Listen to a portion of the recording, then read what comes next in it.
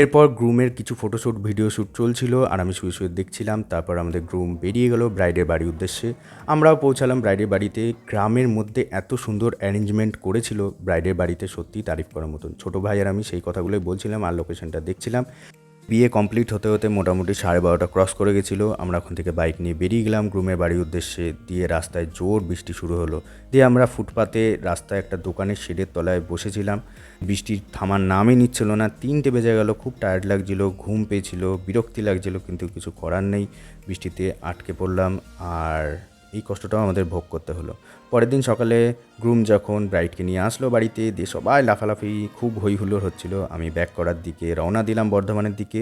আবার সে সুন্দর রাস্তা ক্রস করলাম। আর এই লোকেশনটা আমার দারুণ লেগেছে। একটা মিস্টিরিয়াস পুরনো জায়গা, একটা আশ্রম ছিল সেই লোকেশন। তো কাটোয়ার পর্ব এখানে শেষ করলাম। আবার অন্য ভিডিওতে দেখা হবে। ভালো থাকবেন।